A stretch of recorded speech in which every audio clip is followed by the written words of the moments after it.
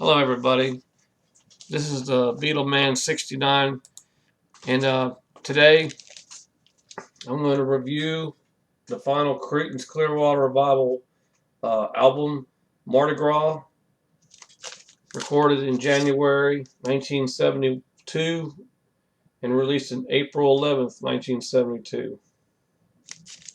This is my original copy,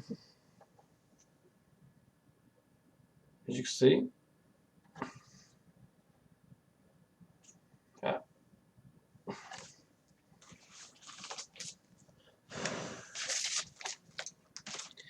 And this is my 180 gram vinyl copy.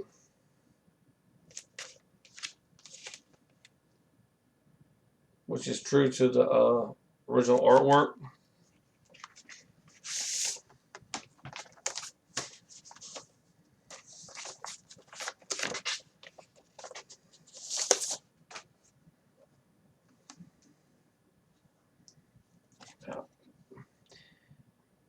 But it's on the late 60s, 1970 fantasy style label, which doesn't mimic the original. And you notice all the dead wax on the runoff groove to the center. They left so much wasted on here.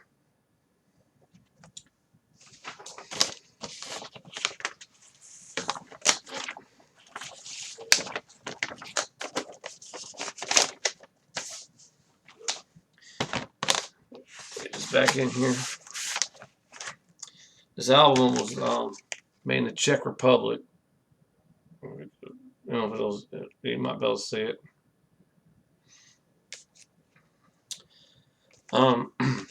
This album was also known as Fogerty's Revenge. After Tom left in early 1971, Stu and Doug wanted more say in the band's direction. So John Fogerty had mandated that they had to write 2/3 of the album or he was quitting the group. John also said that he was not going to supply any vocals or any instrumentation other than guitar, which was spotty throughout the song. If you listen to it, you could he plays a little guitar, little tinkling his guitar in the background, and when it goes into the instrumental break, it's a little mixed, a little bit more forward, and then whatnot. So basically, the way I look at it is, they probably recorded their songs, and then John would come into the studio and then fill in his parts. Basically, they probably weren't all in the studio at the same time. Stu and Doug were pretty close friends, so they did their songs together, but then John came in later and recorded his guitar parts. Stu Cook had to learn how to play rhythm guitar in order to get some songs written. The album peaked at number 12 when it was originally released. Stu and Doug felt like that John was bitter that Tom had left the group, therefore mandating them to write songs for the next album.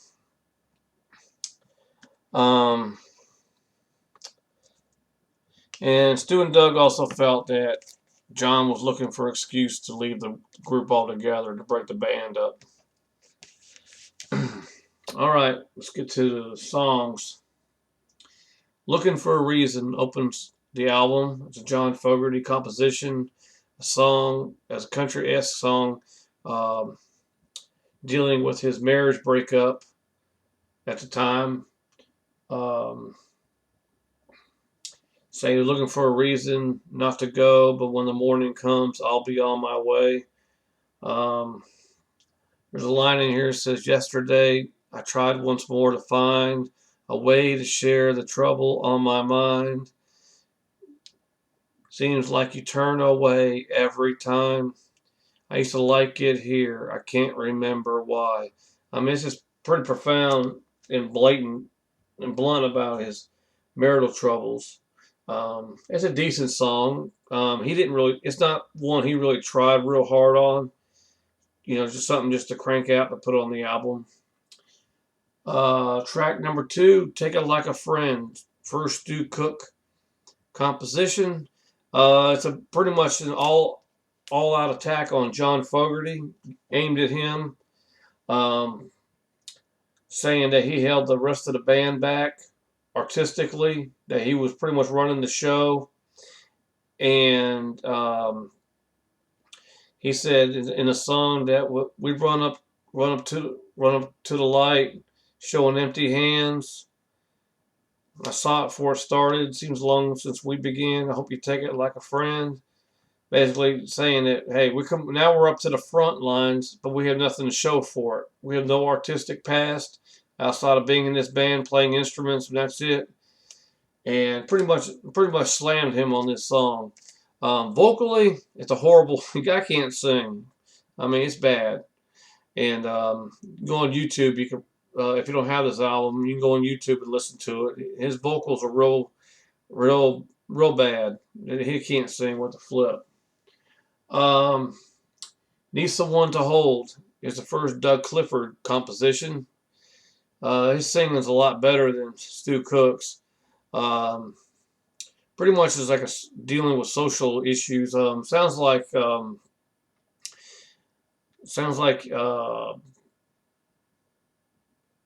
don't know. Socially, he's just saying um, that he said, "Give back, give the warmth, and it comes back cold." Saying that being nice to people and caring for people, but yet in return you get the cold shoulder. Um, Basically says, "I've been out walking all night again. Strangers here, trying to have fun, far from home. It's just begun.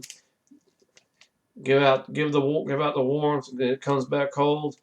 Basically, a social song. I was saying maybe how he was respecting other people, but people weren't respecting him.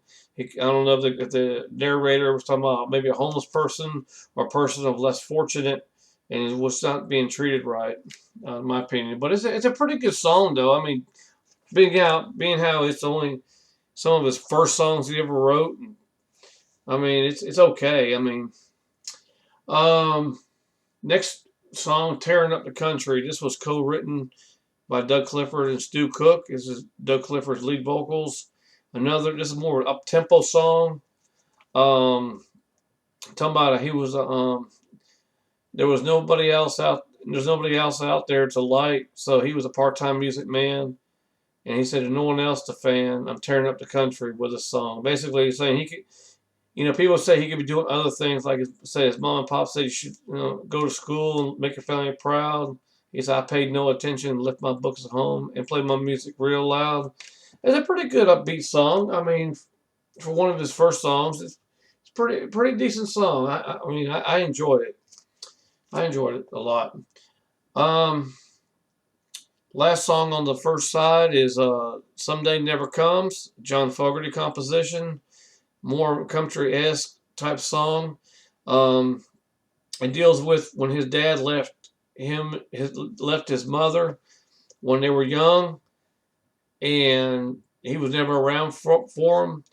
And basically, the song's saying that he did the exact same thing his father did years ago. That's basically what it deals with. It's a good song. It was released as a single off this album originally. I mean, it's a good John Fogerty song, but like I said, it was just something he wrote just to, you know, put something on this album. All right. Second side opens up with the final Doug Clifford composition, "What Are You Gonna Do?" Deals with the narrator's dealing with problems between his girlfriend and her mother. Basically saying like he was saying that when she moved in, she started having second thoughts, and he said, "You're gonna have to choose. What are you gonna do? Forget about your mother and think about you, because it seems like she's trying to take you away from me." That kind of thing. Another social issue song, but it's pretty good. I mean, decent song. I mean, not 100%, but it's a pretty decent song. "Sail Away."